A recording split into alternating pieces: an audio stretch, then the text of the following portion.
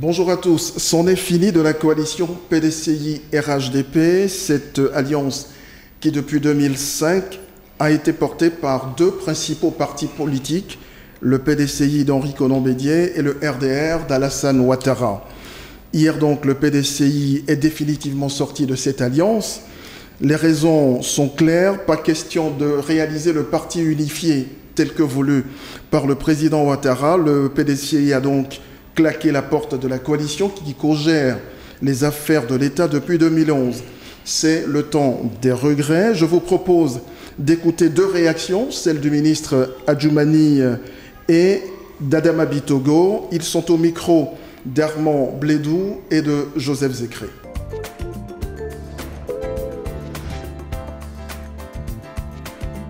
Il y a des moments comme ça, c'est des virages. Je pense qu'on est dans une recomposition politique. Il y a eu donc des désaccords sur certains points, mais le RHDP va se constituer pour être qui est déjà le premier parti, pour être encore le plus fort. Mais je pense que le tout, c'est que tout ceci se fasse dans la force des arguments. Le RHDP a une offre politique, c'est le parti d'espérance de la Côte d'Ivoire. Moi, on ne va pas s'occuper de ce que le PDCI fait. Ça ne nous intéresse pas. Nous pensons que, bon, il y a une alliance pendant un moment. Aujourd'hui, chaque grande formation a décidé de prendre sa destinée en main. Ben, chacun prend sa destinée en main. C'est vraiment regrettable que le PDCI, à l'occasion de ce bureau politique, décide de sortir non seulement du RHDP en tant que parti unifié, de ne plus endosser donc l'accord politique, mais aussi de mettre fin au groupement politique que nous avons contribué à mettre ensemble. C'est regrettable. Et je crois qu'à l'occasion de ce bureau politique, j'ai eu à intervenir chaque fois qu'une résolution a été lue. Mais ce n'est pas normal qu'un bureau politique décide de mettre fin à une plateforme ou à une volonté manifestée par l'ensemble de mettre en place le parti unifié. Ce n'est pas possible. Nous disons que c'est un congrès qui peut permettre de mettre fin à des décisions aussi importantes. Malheureusement, tel que la salle était surchauffée, ces arguments n'ont pas pu tenir le coup. Mais je crois qu'eux-mêmes, ils ont dû le constater. Le bureau politique auquel nous avons assisté n'était pas le bureau politique que nous voyons d'ordinaire. Beaucoup de nos militants n'étaient pas présents à Daoukro. Et donc, il va falloir maintenant savoir si le quorum a été atteint ou pas.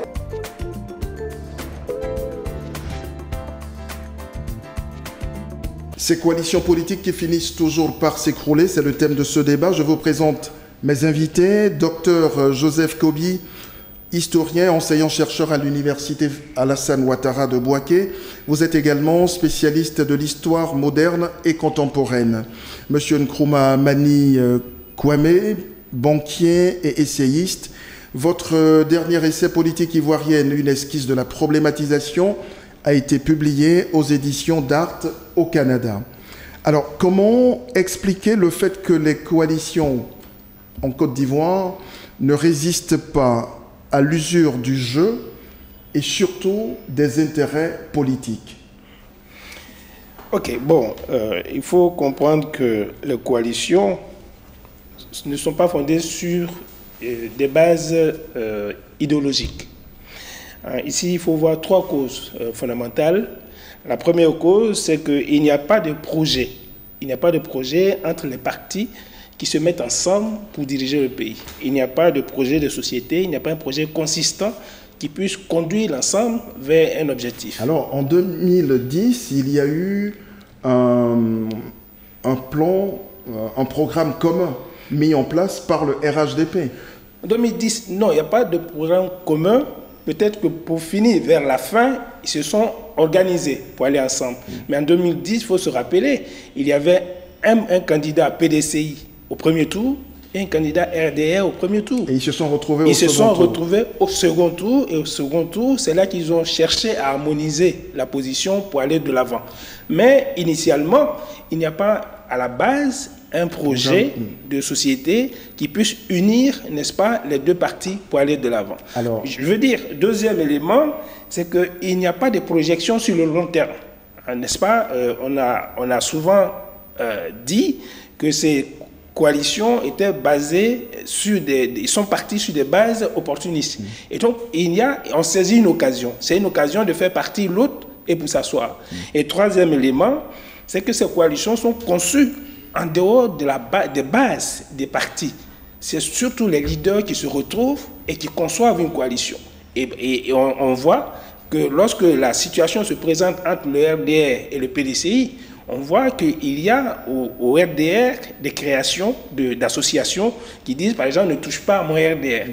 Mais ce sont des personnes qui tiennent à leur parti, mais qui ne sont pas prêtes à aller dans une coalition. Et c'est la même chose qui se passe au PDCI. Et donc vous pensez que ce sont ces trois raisons qui expliquent le fait que... Oui, bon, en plus de ces trois, il peut y avoir d'autres raisons, mais ces trois raisons sont très importantes, sans oublier que très souvent, les leaders eux-mêmes, n'est-ce pas, cachent en arrière-plan un projet personnel. Alors, Dr Kobi. Oui. Alors, moi, pour rebondir sur ce que M. Comé a dit, je dirais tout simplement que nos leaders oublient que c'est la société qui engendre les idées et non le contraire. À cette époque, ils étaient tous d'accord pour faire partie de Laurent Gbagbo. Donc, c'est l'environnement. Les idées. Mais tout cela, comme on le dit, ne se fait pas sur des bases solides. Déjà idéologique. Voilà, il n'y a pas d'idéologie. Et puis, on a l'impression que c'est le sommet qui impose à la base. C'est ce que disait M. C'est le sommet qui impose à la base. Si on se réfère un peu à ce qui se passait dans le monde socialiste, il n'y a pas de centralisme démocratique qui permet à la base de dire, mais on tient compte du fait que c'est le chef a un effet d'entraînement. Donc on suit le chef. Mais l'intérêt du chef, à un moment donné, n'est pas forcément l'intérêt de la base. Et c'est tout ça qui fait que les coalitions s'écroulent. Mais comme vous le disiez l'un et l'autre tout à l'heure, il y a l'impact de la présence du chef ou des chefs sur ces formations politiques. C'est ce qui décide de la nature de ces coalitions aussi. Tout à fait. Bon, c'est ce qui rend, n'est-ce pas, ces coalitions faibles. C'est ce qui rend ces coalitions faibles. Nous avons vu qu'au départ, lorsque la coalition du RHDP se mettait en place, les gens se sont retrouvés à Paris pour aller signer une convention en 2005.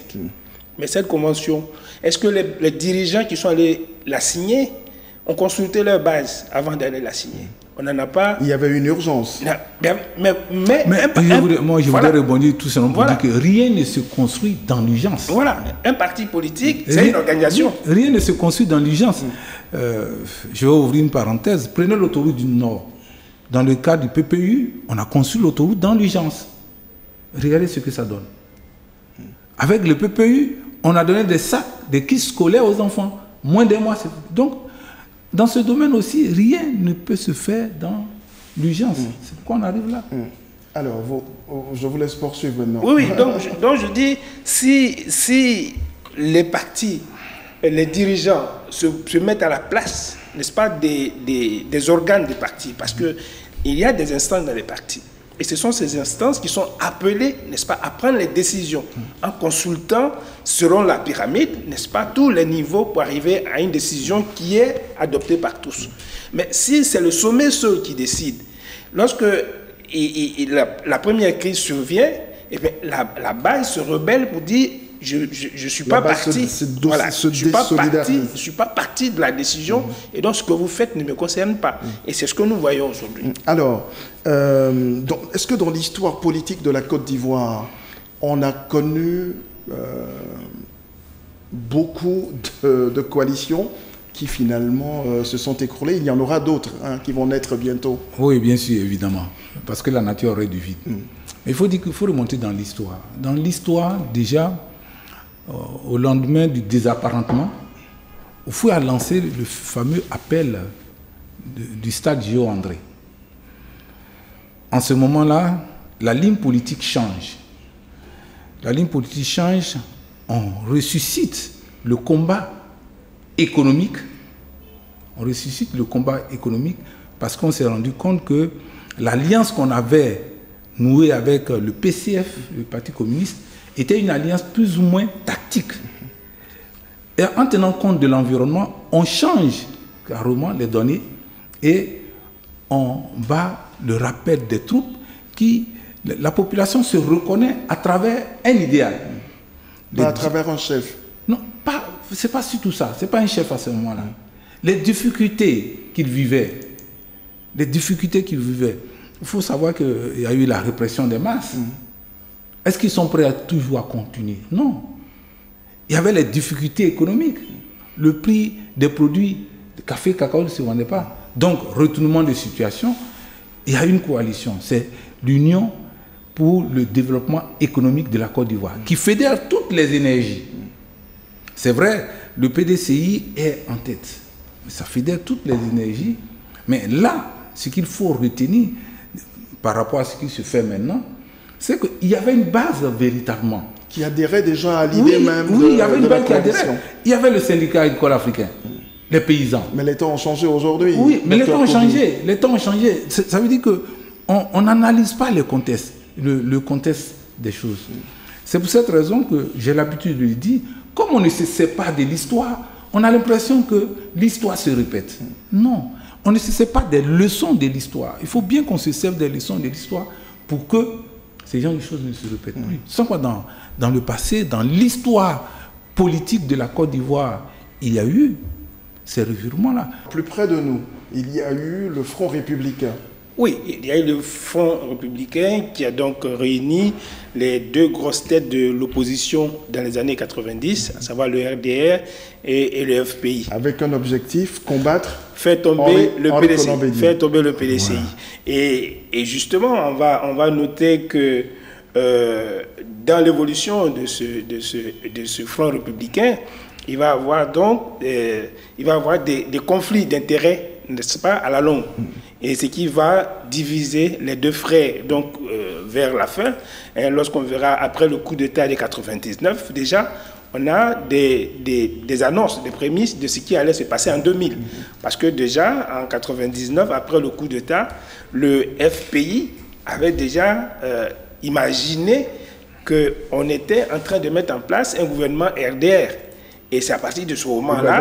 Gbagbo l'avait d'ailleurs dit. Gbagbo l'avait relevé. Et c'est à partir de ce moment-là que déjà les premières bases de la crise de 2000 allaient se poser.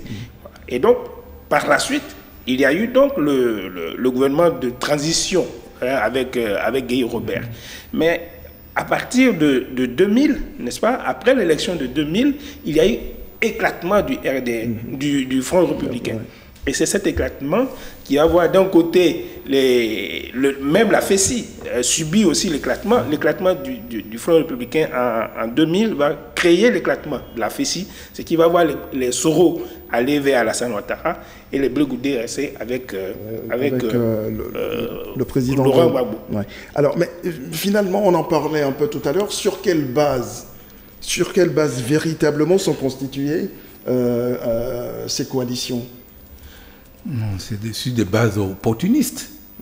Oh, les dirigeants qui créent ces alliances, je ne leur fais pas l'injure, mais ils ne voient pas plus loin que le bout de leur nez. Dans leur logique, on prend parce que c'est à la portée de la main. On prend parce que si on ne prend pas, quelqu'un d'autre va prendre. On prend parce que ça peut toujours servir. Mais en ayant une telle démonstration, une telle vision des choses, on ne construit pas du solide. Durablement. C'est pour cette raison que pour arriver là, il faut interpeller les partis politiques. Parce que les partis politiques reçoivent des subventions de l'État. Et ces subventions, c'est pour la formation des militants. Pourquoi chaque fois on revient à cela? C'est parce que les militants eux-mêmes ne sont pas formés. C'est parce que les leaders font des fois, ne jouent pas leur rôle. Et c'est l'État le rôle de l'État de rappeler ceci. Malheureusement, c'est ce qu'on voit. Alors, les raisons fondamentales de ces échecs, vous en parliez un tout petit peu tout à l'heure. Oui. On a remarqué qu'autour de 2000, si le Front républicain a explosé, Oui. c'est parce qu'il y avait des enjeux électoraux. Il y avait des enjeux électoraux, il y avait des projets personnels de chaque parti politique. Parce qu'il faut se dire que c'est comme le dit docteur, les gens, ils vont s'allier pour faire tomber l'autre. Mais une fois l'adversaire est tombé, chacun, les projets personnels refont surface. Et chacun cherche à se développer, chacun cherche à se placer. Comme dirait l'autre, lève-toi pour que je m'asseye. Et on le fait même à l'intérieur des alliances. Et lorsque ces conflits-là naissent, n'est-ce pas, alors les alliances ne peuvent que s'éclater. Elles ne peuvent pas aller plus loin parce qu'elles ne sont pas fondées sur du solide. Alors, bon, je voudrais rebondir là-dessus pour dire que c'est le partage du gâteau. Le président Gbagbo Laurent a dit dans le cadre de la transition, si c'est un gouvernement RDR, qu'on nous le dise, ça veut dire qu'il y a un partage de gâteau. C'est ce qui suit aujourd'hui encore. Et au début, on a essayé un savant dosage. Bon, un ministre, un directeur de cabinet ici, un PCA là, un PDG là. Mais à un certain moment, on s'est dit que non, on est lésé dans le partage du gâteau. À partir de ce moment-là, les velléités reprennent pour qu'on dise, bon, tout sauf l'autre. Alors, sur les raisons de ces divorces que connaissent les coalitions, je vous propose d'écouter l'analyse du juriste et analyste politique Geoffroy Julien Kouao. Il était sur le plateau d'Harmonie Somda.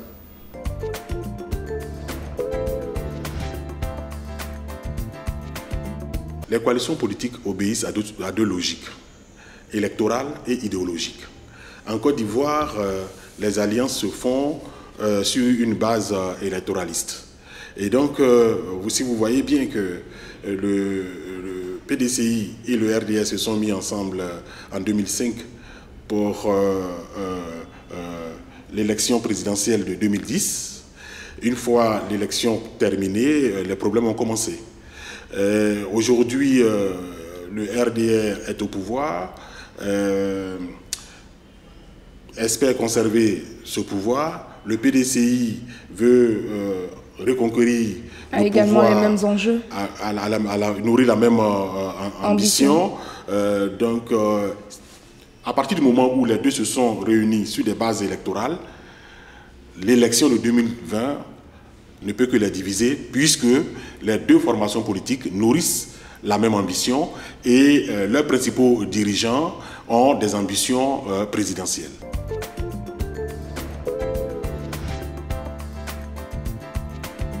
Alors, sommes-nous inexorablement dans la recomposition du paysage politique ivoirien? Tout à fait. Il faut reconnaître qu'il va avoir forcément une recomposition. Mais j'ai l'impression que nous allons avoir devant nous deux plateformes, deux grandes plateformes. Il va y avoir certainement des petits partis qui vont tourner autour, mais nous allons avoir deux grandes plateformes. Une plateforme qui sera pilotée par le RHDP et l'autre plateforme qui sera pilotée par le PDCI. Parce que lorsqu'on écoute le président Bédié, il dit que la base du PDCI lui demande de créer une plateforme.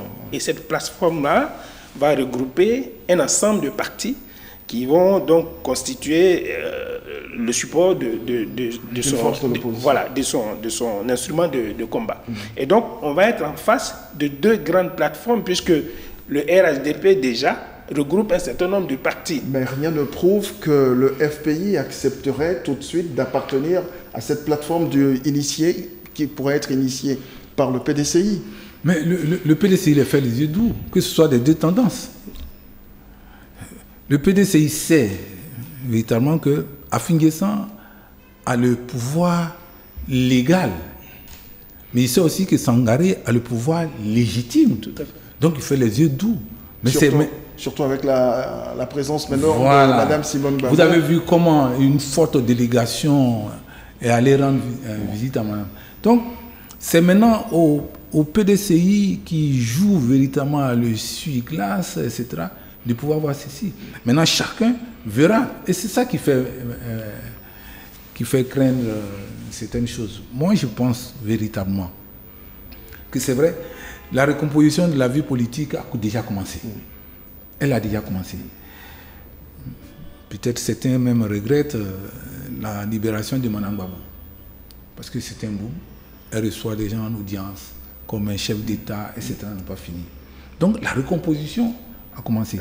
Maintenant, est-ce que véritablement, de l'autre côté, parce que souvent on pense que c'est le PDCI qui sort gagnant, mais est-ce que de l'autre côté, ceux qui détiennent les rênes du pouvoir vont se laisser compter? Non. Il suffit de... C'est de bonne guerre. Oui, bien sûr. Il suffit d'écouter les uns les autres. Le problème, c'est que après ce divorce, chacun voit comment l'ex-conjoint se comporte. Et chacun cherchera toujours, si cette image, à bien s'habiller pour plaire, pour dire, tu vois, si ce n'est pas avec toi que j'étais meilleur, mais je peux être mieux ailleurs. Donc le combat, il est relancé. À qui profite finalement ce divorce? Bon, aujourd'hui, est-ce qu'on peut savoir un gagnant? On peut avoir un gagnant, on peut décréter un gagnant comme ça à l'issue du divorce. Pas un gagnant, mais qui tire vraiment bénéfice. Non, il faut dire que pour l'instant, il y a des deux côtés, il y a des perdants et des gagnants. Des deux côtés, il y a des perdants et des gagnants. Au niveau du RDR, il y a à perdre parce que l'alliance avec le PDCI est une alliance... une alliance forte. Une alliance forte. C'était une alliance qui dominait. Et en perdant le PDCI, le RDR perd, n'est-ce pas, une grande force. Mais en même temps, le RDR peut s'allier, comme disait le docteur tout à l'heure, le RDR peut par jeu s'allier à d'autres forces et notamment au FPI, pourquoi pas. Et donc aujourd'hui, ce n'est pas perdu, n'est-ce pas, pour le RDR, même si sur l'instant, on sent une certaine faiblesse. Au niveau du PDCI, on se dit, voilà, on s'est débarrassé d'un partenaire encombrant, maintenant on devient autonome, on va faire ce qu'on veut, mais est-ce qu'on a tous les appuis, est-ce qu'on a tous les éléments nécessaires pour pouvoir aller de l'avant et gagner comme on pense pouvoir gagner? Et donc, au niveau du PDCI aussi, il peut y avoir des craintes sur la suite du débat. Est-ce que le PDCI continue de peser ce qu'il pesait en 2010? Non, mais je pense que le PDCI vit aussi, je ne dirais pas toujours, mais vit aussi sur son passé historique. Devant les villageois, devant les paysans, ils aiment toujours rappeler l'œuvre du Houphouët-Boigny. Et ça compte. Ça compte énormément. Ça compte énormément. Parce que l'un se dit, tous deux se disent héritiers. Légitime. Voilà, héritier légitime. Mais la légitimité des uns comme des autres, c'est auprès de la population. Tout à fait. C'est auprès de la population. C'est pour cette raison que les élections locales qui arrivent, on allait en parler. Voilà. Donc on peut déjà en parler. Allez-y. Voilà. Les élections locales seront un baromètre pour savoir qui est gagnant dans cette histoire. Qui est qui, comme on dit. Qui est qui. Pour dire, on se connaît dans ce pays. Voilà. Est-ce que dans cette configuration actuelle, le président Bédié finalement deviendrait le premier opposant au président Ouattara? Et est-ce que, les deux acteurs n'ont pas changé, ils sont bien en place. Est-ce qu'il faut redouter la résurgence de vieilles rancœurs? Bon, je crois qu'entre-temps, beaucoup d'eau a coulé sous le pont quand même.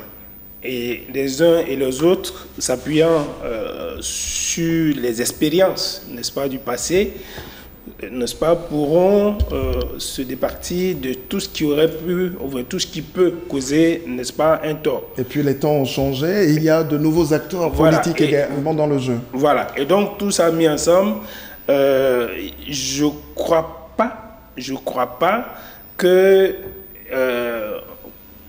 qu'on aille retourner, n'est-ce pas, au combat antérieur. Voilà, qu'on parte retourner au combat antérieur. Quoique quelque part, les uns et les autres se sont sentis frustrés, blessés, parce que quand on écoute le président Bédié dans son discours, on sent que quelque part, n'est-ce pas, il y a de l'amertume. Non, pas vraiment ça, c'est qu'il a fait un certain nombre de choses qu'il ne voulait pas ou qu'il n'aurait pas voulu faire.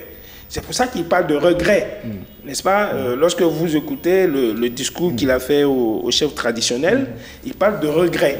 Hein, il regrette d'avoir fait un certain nombre de choses, comme si on les avait obligés. Voilà, il avait été contraint à faire ces choses-là. Et donc, de part et d'autre, chacun pourra, n'est-ce pas, au regard des choses qui changent, chacun pourra s'adapter. Mais il est clair que Bédié va apparaître de plus en plus comme le premier opposant de Ouattara. Alors, Dr Kobi, est-ce que nous allons vers un tout sauf le pouvoir du président Ouattara dans cette configuration? Oui et non. Alors oui. Oui d'abord. Oui parce que les dinosaures de la vie politique ivoirienne, il faut qu'ils acceptent de se fossiliser. Tant que ces dinosaures de la vie politique ivoirienne ne deviennent pas des fossiles, ne disparaissent pas, ils peuvent toujours tirer dessus. Non, parce qu'il y a une nouvelle génération qui arrive. Vous voyez un peu, le président Bédié dit, aux élections de 2020, il faut un militant actif, sous-entendu jeune. Alassane, voilà, Alassane lui dit une nouvelle génération d'acteurs politiques. La même, ils ont peut-être la même vision, mais la méthode est complètement différente. Ouais. Et puis, c'est l'histoire pour dire, pour un âne volé, deux voleurs se battent. Il y a un troisième larron. N'oubliez pas qu'il y a un troisième larron qui attend son heure. Donc, il joue à l'essuie-glace des deux côtés. Donc, suivez mon regard. Alors, Monsieur Kwame, est-ce que nous nous acheminons vers un tout sauf le pouvoir de Ouattara, comme on l'a connu en 2010, tout sauf le pouvoir de Laurent Gbagbo? Non, je crois qu'on le verrait pas comme ça. On ne le verrait pas tout sauf. Bien qu'il aura une opposition assez consistante, mais les choses, comme on dit, les choses ont beaucoup évolué. La population a beaucoup changé. Il y a que chacun apprécie tout ce que le pays a vécu jusqu'à présent d'une façon ou d'une autre, et on en tire quand même des leçons. Et donc, je ne crois pas qu'on pourrait arriver à un tous sauf Ouattara. Cependant, il aura une forte opposition. Ouattara aura une forte opposition. Et comme le docteur le dit, en fait, les deux leaders parlent de changement, parlent de renouvellement de personnel politique, sans être précis. Quand Ouattara dit une nouvelle génération, il n'a pas dit une jeune génération, il dit une nouvelle génération. Mais elle ne sera pas forcément jeune. Et quand Bédié dit que il faut un militant actif, le militant actif, il n'est pas forcément jeune. Plus de 60 ans. Hein. Voilà. Et donc, en fait, ils sont un peu flous déjà dans la définition, n'est-ce pas, de la succession. Mais on peut déjà noter quand même une volonté de passer de changer, le témoin. Voilà. De changer, parce qu'aujourd'hui, il faut reconnaître que le président Bédié est assez âgé et le président Ouattara non plus, il n'est pas très jeune, même s'il est plus jeune que le président Bédié. Et puis quand on regarde par rapport à l'évolution internationale, il y a une nouvelle génération de dirigeants qui arrivent et il est tout à fait normal qu'en Afrique aussi, nous puissions suivre. Parce que quand on imagine quelqu'un de 80 ans se retrouver en face d'un jeune homme de 40 ans ou de 30 ans et discuter, ça fait un peu... Voilà. Ça fait un peu bizarre. Voilà. Alors, dans cette ambiance, allons-nous aussi à un tout sauf, on en parlait un peu tout à l'heure, je vous propose la réflexion de l'ex-candidat à la présidentielle ivoirienne, Siméon Kouadio Konan, On l'avait reçu sur ce plateau il y a quelques semaines.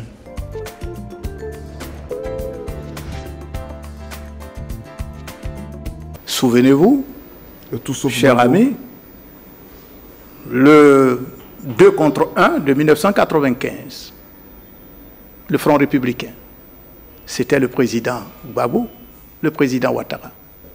Le résultat a été quoi? 30 morts officiellement, boycott actif, un coup d'État en 1999, 300 morts à l'élection présidentielle de 2000. Souvenez-vous, le tout sauf Ouattara est Bédié de l'élection présidentielle de 2000. Le résultat, une rébellion meurtrière avec son lot d'atrocités et de victimes dont on n'a pas encore de bilan. Souvenez-vous, la liste est longue, mais pour terminer, le 2 contre 1 de 2010, Bédié, Ouattara contre Gbagbo, ça nous a donné comme résultat au moins 3000 morts, plusieurs centaines de milliers de déplacés, de réfugiés, et aujourd'hui, un pays profondément divisé.